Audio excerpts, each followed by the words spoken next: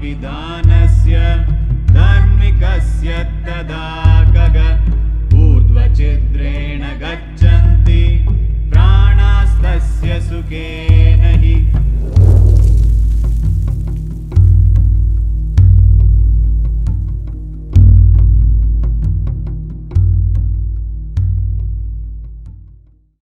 See, Kalabhairava karma is of one nature, Kalabhairava Shanti is of a different nature.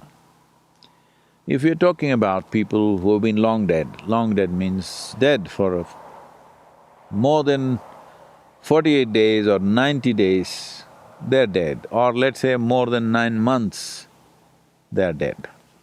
So they're long dead. 1 year, 2 year, 10 years, not much difference.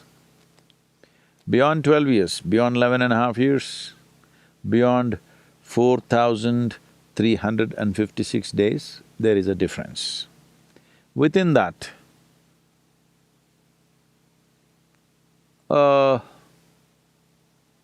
if a person died… See, the problem is this, that one must understand, socially here for us, death is death. How they died doesn't matter. The person is missing, that's all we know, being here.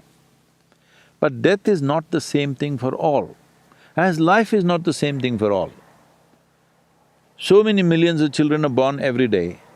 Do all of them play out the life the same way? Similarly, so many million people die every day, or hundreds of thousands of people die every day, and life does not play out death does not play out the same way, because death is just another dimension of life.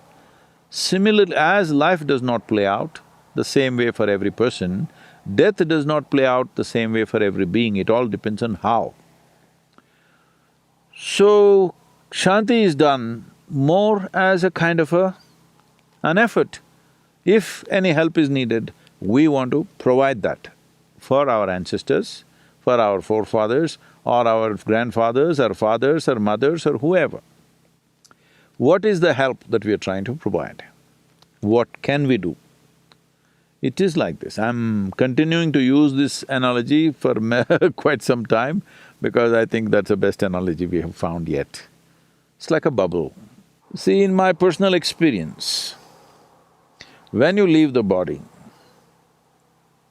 depending upon what level of evolution you are in, how thin or thick your casing is, accordingly things happen.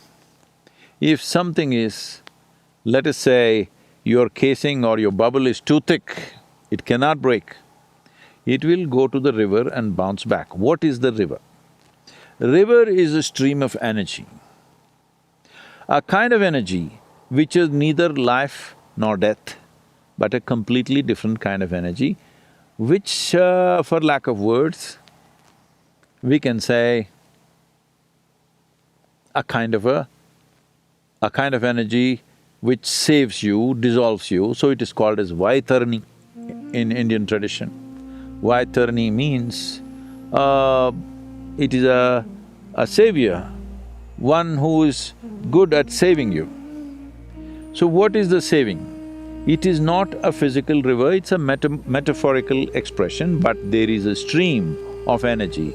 When disembodiment happens, naturally every being moves towards this river. Some will bounce back, some will soak in it, some will easily cross it, some just dissolve right there. So if somebody crossed the river or somebody bounced back, these two people you can help. If they have bounced back or if they've still not crossed the river, let's not say bounce back, they've still not crossed the river, now you do Kalabhairava karma. Now they might have, you don't know for sure, they might have crossed the river, but still because of the thickness of their shell and their own attitudes, they may be going through this in an unpleasant manner. You want to bring some pleasantness, you want to bring some Shanti to them. So you want to shave off one layer of their nonsense, whatever, maybe some unpleasantness will go away and pleasantness will happen. This is all the effort that you're making. If they're already pleasant, you still want to shave off one layer so that they will cease altogether. pleasantness is also a bondage. As unpleasantness is a bondage, pleasantness is also a bondage.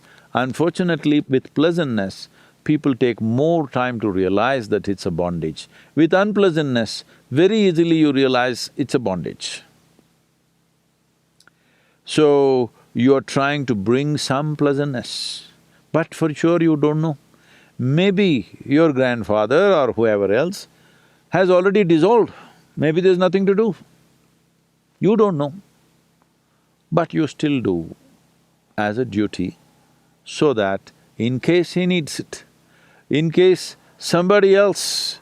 See, this is… once you do this work, this is not only individual, because there is a certain runanubandha which connects people. Suppose you do Kalabhairava Shanti for your grandfather, but he doesn't need it, he's already gone. Now, your grandfather's brother may be there, whom you don't care about, but he may benefit. I hope it's okay with you.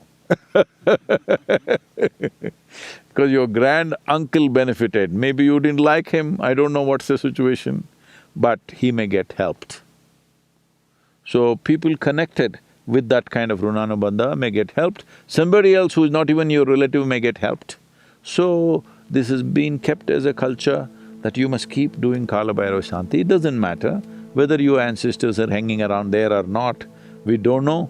Maybe they've dissolved, maybe they've attained to mukti, maybe they're come back and reborn and again, it doesn't matter what, you keep doing it so that all the related people will benefit from that.